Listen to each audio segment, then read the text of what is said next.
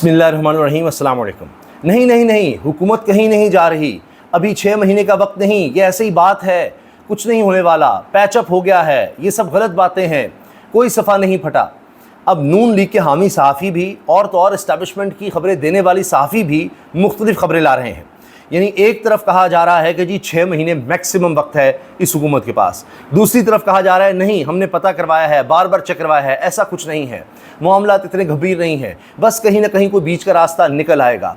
फिर मियाँ नवाज शरीफ साहब की तरफ से कहा गया कि वो टकराने का फैसला कर चुके हैं।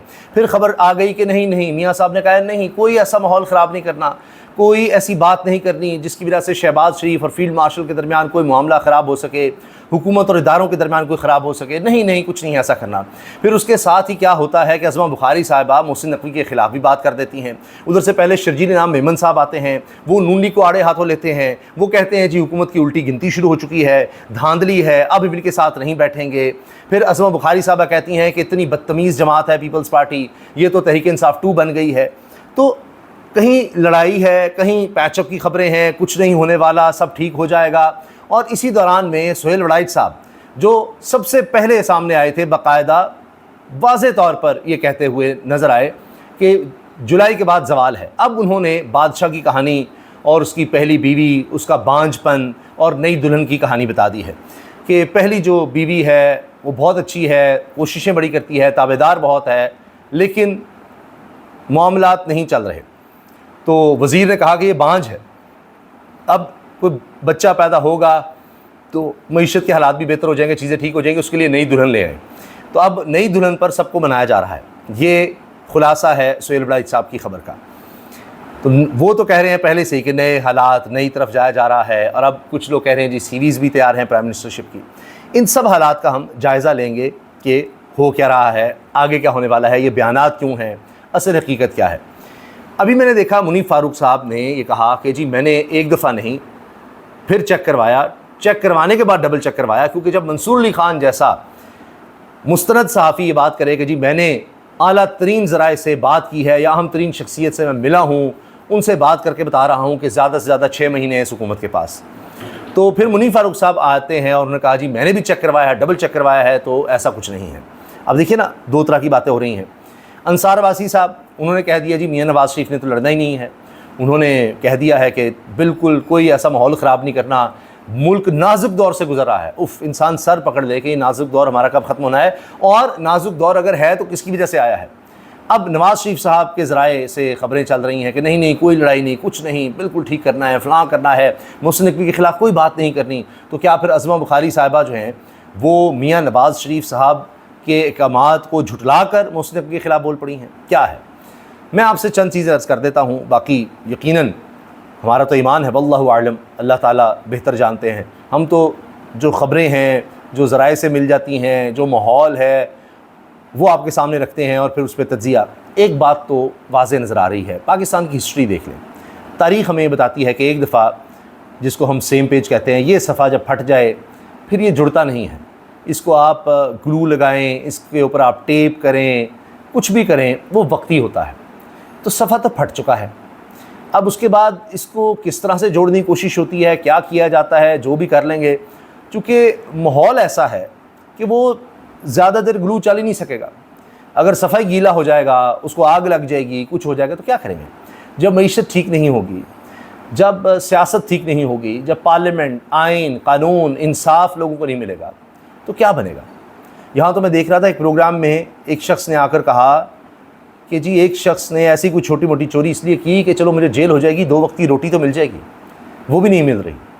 ये हाल है, जब लोग इतने परेशान हैं, हर तबका बहुत परेशान है, वो कह रहे हैं हमारा गुजारा नहीं हो रहा, शरीफ ख़ानदान का, अशराफिया का हो रहा होगा, हुकूमत में बैठे लोगों का हो रहा होगा, हमारा गुजारा नहीं हो रहा। जब ये प्रेशर बढ़ता चला जाएगा तो सेम पेज जो अब फट चुका है उसको आप जोड़ भी लेंगे तो कब तक। एक तज्ज़िया ये है कि बस लोकल गवर्नमेंट इलेक्शंस करवा दिए जाएंगे और अच्छी लोकल गवर्नमेंट आ जाएगी, वो डिलीवर कर देगी तो मामला ठीक हो जाएंगे। कैसे डिलीवर कर देगी, कौन उनको एम्पावरमेंट देगा, वैसी देगा, उसके बाद क्या ये मसाइल हल हो जाएंगे।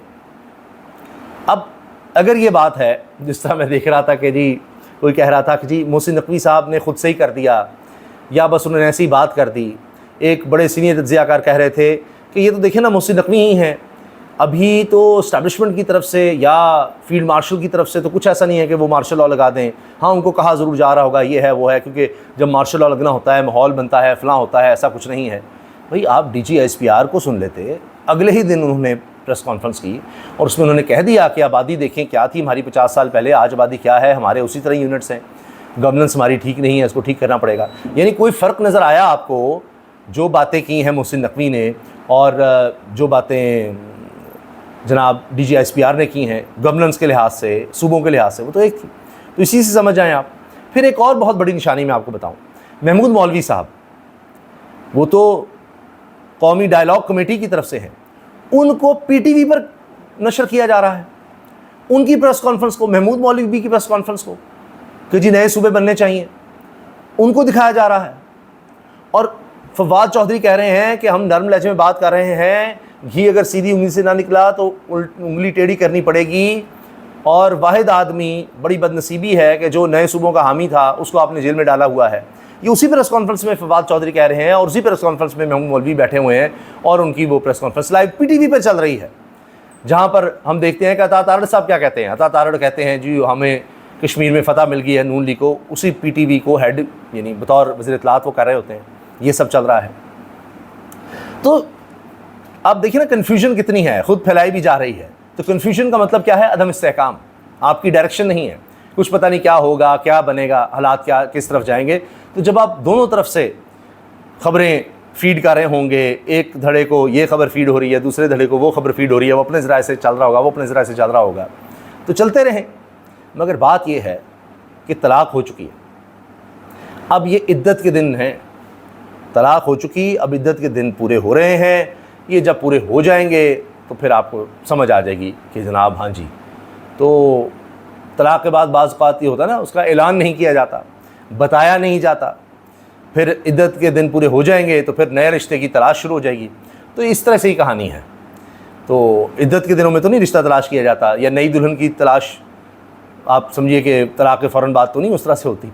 तो जो भी इसको आप नाम दे लें, तो रिश्ता तो ये ख़त्म हो चुका है, अब इसमें बचा कुछ नहीं है। बाकी अब कुछ वक्त बस बाकी है। एक सवाल जो पूछा जाता है शहबाज शरीफ साहब के हवाले से, वो इस्तीफ़ा कब देंगे, जब मामला ही ख़त्म हो गया है, सिस्टम कोलैप्स कर गया है। तो जी वो इस्तीफ़ा उसी वक्त दे देंगे जब उनको ऑर्डर्स कर दिए जाएंगे। बस अगर उनकी तकरीर रुक सकती है, उनकी आने जाने रुक सकती हैं, तो जब उनको कहा जाएगा उन्होंने इस्तीफ़ा पेश कर देना है, ज़्यादा देर उन्हें नहीं लगानी। और उसकी वजह यह है, उनको भी अंदाज़ा है कि उनकी क्या हैसियत है, किस तरह से वो सर्वाइव कर सकें, क्योंकि उनको आइंदा भी सिस्टम के अंदर हिस्सा चाहिए और उनको कुछ ना कुछ दे दिया जाएगा। जिस तरह से आज़ाद कश्मीर आपके सामने है, जो आज़ाद कश्मीर की सूरत हाल है, क्या उस तरह से इलेक्शंस होने चाहिए थे, क्या नून लीग को इस तरफ देखना चाहिए था, हमें इक़्तिदार चाहिए, हमें कुछ दे दो नहीं ना। अगर वो नेशनल लेवल के लीडर होते, कौम का मुल्क का सोचते, लेकिन उन्हें इक़्तिदार को अजीज़ जाना है, तो उनको भी पता है कि GB है, आज़ाद कश्मीर है, हमें आगे भी हिस्सा चाहिए। तो जिस तरह से हुक्म आएगा तो जनाब फ़ौरी तौर पर इस्तीफ़ा वो उसी वक्त दे देंगे, जैसे ही नेक्स्ट सेटअप का मामला तय हो जाएगा। तो ये तो बात आ गई इस्तीफ़े की कि उसमें ज़्यादा देर नहीं लगनी, उसी वक्त समझें वो तो इस्तीफ़ा जेब में लिए फिर रहे होंगे कि जनाब जैसे ही आपका हुक्म आएगा इस्तीफ़ा तैयार है, उसमें उन्होंने देर नहीं लगानी। अब जो बात हो रही है फील्ड मार्शल के हवाले से, वो ये है कि बहुत कुछ फील्ड मार्शल ने किया। IMF सबसे ज़्यादा मानता है अमेरिका की, अमेरिका के साथ किस तरह के ताल्लुकात रखे, ईरान अमेरिका जंग के बावजूद आप देखिए किस तरह के मामलात रखे उन्होंने चलाए। अब आगे भी बातें हो रही हैं कि जी औरंगज़ेब साहब वज़ीर ख़ज़ाना हैं, वो इस्टेब्लिशमेंट को ही रिप्रेजेंट करते हैं, वो $10 अरब मांग चुके हैं अमेरिका से सपोर्ट के लिए। और वो ऐसी सपोर्ट नहीं है कि जिस तरह से हमारे पास डॉलर्स पड़े हैं और हम खर्च नहीं कर सकते, सऊदी अरब के हैं, चाइना के हैं, जबकि वो भी हमने एक तरह से खर्च कर ही लिए थे, हालांकि सिर्फ सपोर्ट के लिए थे। जब इसहाक डार साहब वज़ीर ख़ज़ाना बने थे, हमारे पास शायद $2-3 अरब कौमी ख़ज़ाने में रह गए थे, हम बिल्कुल डिफ़ॉल्ट के करीब पहुँच गए थे। बल्कि डिफ़ॉल्ट ही एक तरह से हो चला था कि फिर दोबारा मामलात वो सुलझाए गए इसहाक डार साहब को फारिग करके। तो बहरहाल अब जिस तरह नज़र आता है कि किसी न किसी टाइम पर जाकर ईरान अमेरिका जंग रुकनी है। अभी ये ख़बर है कि सऊदी अरब के वली अहद मोहम्मद बिन सलमान ने बहुत अहम किरदार अदा किया है कि अमेरिका को समझाया कि आपने जब अटैक करना है इंफ्रास्ट्रक्चर पर, बिजली गैस के इंफ्रास्ट्रक्चर पर, तो ईरान ने जवाब तो हमारे इलाकों में देना है। और जब वो इस तरह से जवाब देगा खलीजी ममालिक में, उनका इंफ्रास्ट्रक्चर तवानाई को तबाह करेगा ईरान बदले में कि जी हम अमेरिका तक तो जा नहीं सकते, हम यहाँ पर रिएक्ट करेंगे, हम क्या करें। तो फिर हमने जो आपकी इन्वेस्टमेंट करनी है अमेरिका में, वो हमने कहाँ से करनी है। तो अब वो सारे सैकड़ों बल्कि हज़ारों अरब डॉलर जो खलीजी ममालिक ने इन्वेस्टमेंट करनी है अमेरिका में, अमेरिका को भी ज़रूरत है इन्वेस्टमेंट की, हर मुल्क को ज़रूरत होती है, तो फिर नहीं हो सकेगी। तो ट्रंप को समझाया इसराइल पीछे हटे, ये जंग रुके, तो वरना तो अभी एक और बहुत बड़ा हमला अमेरिका करने वाला था, साफ खबरें थी, और एक बहुत बड़े पैमाने पर जो कि पहले नहीं देखा गया, यानी बिजली और गैस ऑयल तनसीबात को इस तरह से निशाना बनाना था। तो वो सिलसिला रुका है, कहीं ना कहीं जाकर जंग रुकनी है, टेबल पर बात होनी है। तो जब वो रुकेगी तो फिर खलीजी ममालिक में पाकिस्तान का सिक्योरिटी के हवाले से बड़ा किरदार नज़र आ रहा है। फिर मैंने आपको बताया अमेरिका से 10 अरब डॉलर की बात की जा रही है। अब फील्ड मार्शल साहब को ये कहा जा रहा है कि जी आप मेहनत कर रहे हैं, आप इस तरह से माहौल क्रिएट कर रहे हैं कि जी डॉलर्स आएँ, लेकिन वो डॉलर्स हो जाने ज़ाया, जिस तरह पहले हुआ है कि हमेशा डॉलर्स आते गए ज़ाया होते रहे। और इनका तो अंदाज़ हुकूमत ही है, इससे निकल ही नहीं सकते ये दोनों ख़ानदान। बेनज़ीर इनकम सपोर्ट प्रोग्राम आप देख लें, वहाँ पर कितने सालों से अरबों रुपया दिया जा रहा है, सैकड़ों बल्कि हज़ारों अरब रुपया दिया जा चुका है, मुल्क में बेहतरी नहीं आ सकी।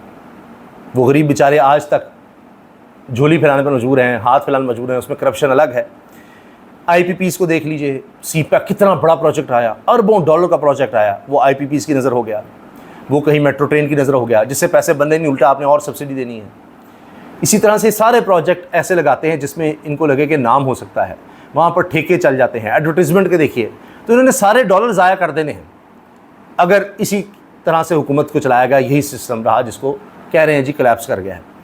तो इसलिए फील्ड मार्शल साहब को ये बताया जा रहा है कि जी इस तरह बात नहीं बननी, और आप जो मर्ज़ी कर लें, ये जो हाइब्रिड सिस्टम है ये नहीं चल रहा, 4.5 साल हो गए हैं, आपने और घसीट लें, तो फिर क्या मार्शल लॉ लगाएं, ये एक सोच ये है, या फिर नई दुल्हन लाई जाए। तो अब सुहेल वड़ाइच साहब नई दुल्हन की जिस तरह से बात कर रहे हैं वो बड़ी दिलचस्प है। वो मैं पूरा कॉलम या उसके अहम तरीन हिस्से आपके सामने रख दूँगा, जिससे अंदाज़ा हो जाएगा कि सुहेल वड़ाइच साहब ना कहते हुए सब कुछ कह गए हैं। जब उन्होंने कहा कि जी सियासत से इसका ताल्लुक़ नहीं है, लेकिन सारी बात का पता लग रहा है। उन्होंने उन्वान दिया है साबिक महबूबा, बड़ी बेगम और नई दुल्हन। इस पर भी हम आते हैं जी। अब हुकूमत का हाल देखिए कि अल जज़ीरा, दुनिया का माना हुआ channel, ministry of information and broadcasting, इनको कहना पड़ रहा है कि जी वज़ारत इत्तलाआत व नशरियात को, कि इंफॉर्मेशन कम्युनिकेशन की वज़ारत को और minister of interior information broadcasting को, कि जी हमने अल जज़ीरा की रिपोर्टिंग का नोटिस लिया है और अल जज़ीरा येलो जर्नलिज़म कर रहा है और सही खबरें नहीं दे रहा आज़ाद जम्मू कश्मीर के बारे में। यह हाल हो गया है।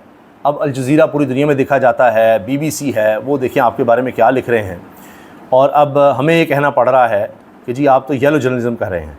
और उनका येलो जर्नलिज़म करना, हमारा ये कहना, उसके बाद क्या अल जज़ीरा मान जाएगा या दुनिया मान जाएगी, आप ख़ुद सोचिए। हमें हालात को बेहतर करना पड़ेगा। बहरहाल जनाब, अज़मा साहिबा ने प्रेस कॉन्फ्रेंस की, पहले शर्जील नाम मेमन साहब ने की। ये सारी प्रेस कॉन्फ्रेंसेस जो हैं वो एक तो नज़र आ रहा है कि ये आज़ाद कश्मीर के इलेक्शंस तक हैं, बाद में उन्होंने फिर ठीक होना है। इन्होंने मोहसिन नकवी को कहा है कि सिस्टम में इतनी तेज़ी से तरक्की करके आप ऊपर चले गए, इसी सिस्टम को नाकाम कह रहे हैं, जो कुछ आपको सौंपा गया वो तबाही और बर्बादी का शिकार है। वज़ीर इत्तलाआत पंजाब मोहतरमा अज़मा बुखारी साहिबा ने मोहसिन नकवी साहब को जब ये रद्दमल दिया है, तो मेरा एक सवाल है, बड़ा सादा सा, बड़ी गुजारिश है कि जी निकाल दें। फिर यही तो बात है, सिस्टम इसलिए फेल हो गया है कि आपने कह दिया कि मोहसिन नकवी नाकाम हो गया, बर्बाद हो गया, सबसे बुरी, तो उसको आप कुछ कहते ही नहीं हैं। इसी तरह बाकी हैं, इसी तरह शहबाज शरीफ साहब हैं, हर कोई अपनी जगह पर है और सिस्टम बर्बाद हो चुका है, कुछ नहीं डिलीवर हो रहा, लेकिन लोग वही रहेंगे, तो ऐसे चल जाएगा मुल्क।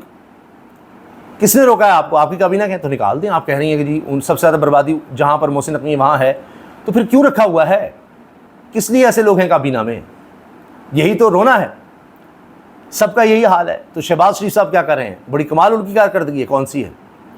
मरीम नवाज साहिबा के होने से कि क्या पंजाब में दूध और शहद की नहरें बहने लगी हैं? क्या हुआ है? स्कूल से बाहर सबसे ज़्यादा बच्चे पंजाब में हैं, क्या नहीं है? यहाँ पर क्या पीने का साफ़ पानी लोगों को मिल गया है? सेहत की सहूलियात सबको मिल गई हैं? नहीं है। एक सुथरा पंजाब, वो मेन शाहराहों पर सुथरा पंजाब, बाकी आप देखिए बेहतरी बहुत आई है, लेकिन क्या अब कोई मसाइल ही ख़त्म हो गए हैं पंजाब के? नहीं। तो किसकी बात करें फिर? पीपल्स पार्टी की तरबियत इस हद तक गिर गई है कि पीटीआई पार्ट 2 बन गई है, अब ये कहना पड़ रहा है। अच्छा, राना सनाउल्लाह का समझ ही नहीं आ रही कि हो क्या रहा है जी। मुझे मोहसिन नकवी की कोई बात समझ नहीं आई, वो क्या कह रहे हैं और क्यों कह रहे हैं, सब समझ है आपको। वो इसलिए कह रहे हैं कि योर टाइम इज़ ओवर जनाब। हम नरम लहजे में कह रहे हैं कि नए सूबों वाली बात मान लें, वगरना उंगली टेढ़ी करना पड़ेगी। पीटीआई हमेशा छोटे यूनिट की बात करती रही। बदकिस्मती है कि एक विफाकी लीडर या जमात नए सूबों की हामी है तो इसे जेल में डाला हुआ है। ये हुकूमत अवाम नहीं लाए, जो लाए उनका जब दिल करेगा तो इन्हें घर भेज देंगे। फवाद चौधरी। अब ये सबको पता है कि जी जैसे ही दिल किया तो घर भेज दिया जाएगा और वो वक्त करीब है। और मैंने आपको बता दिया, वो जैसे ही हुक्म आएगा शहबाज शरीफ साहब को कहेंगे जी हाज़िर जनाब। अज़मा साहिबा कहती हैं अगर हमारा मैंडेट गलत है तो सदर पाकिस्तान का इस्तीफ़े का ऐलान करें, गवर्नर पंजाब भी सामान पैक करें, ज़रा अखलाकी जुर्रत का भी मुजाहरा करें। तो वो तो फॉर्म 47 पर तो आप भी हैं, तो फिर आप भी इस्तीफ़ा दे दें। वो यही बात करते हैं जी, हम अकेले थोड़ी हैं। अच्छा, एहसन इकबाल साहब के लिए सिस्टम बड़ा अच्छा चल रहा है। कहते हैं कुछ लोग सिस्टम कोलैप्स करने का झूठा बयानियाँ फैला रहे हैं। निज़ाम में नाकामियाँ ज़रूर हैं लेकिन सिस्टम चल रहा है। भाई आपका सिस्टम, विफाकी काबीना का सिस्टम, पार्लियामेंट का, prime minister house, president house का ही तो सिस्टम चल रहा है। वहाँ तो इजाफा होता चला जा रहा है उनके सिस्टम में, गाड़ियों में, सब कुछ में। अब जो मैंने शुरू में अर्ज़ किया कि दोनों सोचें देखिए ज़रा। नवाज़ शरीफ ने मामलात हाथ में ले लिए, अज़हर जावेद साफ़ी, नवाज़ शरीफ साहब ने मामलात हाथ में लिए थे कि अब वो देखें। तलत हुसैन साहब सीनियर साफ़ी कह चुके हैं नवाज़ लीग ने डट कर मुकाबला करने का फैसला कर लिया है। और साथ ही अगले दिन निसार बासी साहब कहते हैं नवाज़ शरीफ ने हिदायत की कि मोहसिन नकवी के बयान का जवाब ना दें, हुकूमत और इदारे में कोई मसला नहीं आना चाहिए। लो जी, नवाज़ शरीफ साहब ने तो साथ ही हथियार डाल दिए, ना कुछ नहीं कहना, कोई बात नहीं करनी, खामोश चलने दो। ख़ानदान इक़्तिदार में है, मज़े ले रहा है, अगर सिस्टम में कोई तब्दीली आती है हमने इसका हिस्सा ज़रूर रहना है। ये है असल कहानी जिसकी तरफ इशारा किया है जनाब सुहेल वड़ाइच साहब ने अपने कॉलम में, कि अब पुरानी दुल्हन तो है ही लेकिन उसको साइडलाइन करके नई दुल्हन लाई जाएगी, उसके ज़रिए सारे काम चलाए जाएंगे। तो बादशाह समझ रहा है कि रियाया बेचैन है, ये भी खुश हो जाएंगे, पुरानी बेगम को भी राज़ी कर लेते हैं और जो पुरानी महबूबा है वो भी राज़ी हो जाएगी, उसको भी साथ ले लेंगे कि देखें इसको ज़रा चलने दें, फिर सबको कुछ ना कुछ आगे देखा जाएगा। लेकिन फिर ये भी सुहेल वड़ाइच साहब कहते हैं आगे क्या होगा कुछ पता नहीं, कुछ समझ नहीं आ रही क्या बनेगा आगे। फ़िलहाल ये है कि सबको राज़ी करके नई दुल्हन पर मनाया जाएगा कि थोड़ा वक्त इसको दे दो तो फिर चीज़ें ठीक हो जाएंगी। चूँकि जो तो ये सिस्टम लाया गया था, ये तजर्बा था, ये नाकाम तरीन तजर्बा रहा है पाकिस्तान की तारीख़ का आवाम के लिहाज से। तो उसकी एक मिसाल देखिए, जब से यौमिया कीमतों के तयन का कहा गया है तो सिर्फ 2 हफ्तों में, पहले यही हुकूमत 2 हफ्तों पर लेकर आई थी, माहाना कीमतों में रद्दबदल होता था, फिर वो 15 दिन तक लेकर आए, फिर ये हफ्तावार ले आए, अब रोज़ाना की बुनियाद पर ले आए हैं। तो सिर्फ 2 हफ्तों में डीज़ल 69 रुपये 74 पैसे यानी तकरीबन 70 रुपये, सिर्फ 2 हफ्तों में 70 रुपये महंगा हो गया है डीज़ल। और पेट्रोल 25 रुपये 32 पैसे फ़ी लीटर महंगा किया गया है। आलमी मार्केट में $80 से नीचे आ गया है पेट्रोल, लेकिन यहाँ उसका रिलीफ कहीं नहीं नज़र आ रहा। रिलीफ आता है पैसों में, कीमत ऊपर जाती है रुपयों में, कुछ समझ नहीं आती। पंजाब और विफाक में फॉर्म 47 की हुकूमतें हैं, ये खैराती मैंडेट पर आए हैं और इनकी उल्टी गिनती भी शुरू हो चुकी है। ये शर्जील इनाम मेमन साहब कह रहे हैं, वो इनकी उल्टी गिनती गिरा रहे हैं। तो अभी देखिए क्या क्या होता है। अब देखिए ना, इसी तरह से मियाँ नवाज़ शरीफ साहब के कैंप के आदमी मियाँ जबीर लतीफ़ कहते हैं कि अलीम खान कौंसलर लेवल का बंदा नहीं, इसे नेशनल लेवल की जमात बनाकर दी गई। तो फिर आपने अलीम खान को क्यों रखा हुआ है काबीना में, क्यों उसको सपोर्ट किया है? मियाँ नवाज़ शरीफ ने उसी अलीम खान के ओन चौधरी को, इस्तेकाम पाकिस्तान की पार्टी के बंदे को वोट क्यों डाला? ये है मियाँ नवाज़ शरीफ की सियासत, ये है उनका नज़रियाती होना। भाई वो अंसार अब्बासी साहब के ज़राए जो हैं वो बता चुके हैं कि मियाँ साहब लेट चुके हैं। वो कह रहे हैं कोई बात मोहसिन नकवी के बारे में नहीं करनी, किसी के बारे में नहीं करनी, बड़ा अच्छा रिलेशनशिप चल रहा है, इसको चलाने दो, कोई बात इधर से उधर ना करना, ख़बरदार, होशियार। तो मामला तो लिपट चुका है, लोग तो तंग थे। अब वो जिस तरह कहते हैं कि ब्रेन डेड, तौबा नाउज़ुबिल्लाह, अल्लाह ताला सबको सेहत दे, ज़िंदगी महफूज करे, लेकिन एक टर्म होती है ब्रेन डेड, उसको आप रिवाइव नहीं कर सकते, ख़त्म हो चुका है। बस एक जिस्म पड़ा हुआ है बेजान, उसको आप आर्टिफिशियल सांसों पर चला रहे हैं। तो जब आपने उसको उससे हटाना है तो बाकी तो सारी बॉडी वर्स करें, काम कर भी हो, लेकिन अगर ब्रेन ही ख़त्म हो चुका है तो उसका क्या करना है? अल्लाह हाफ़िज़।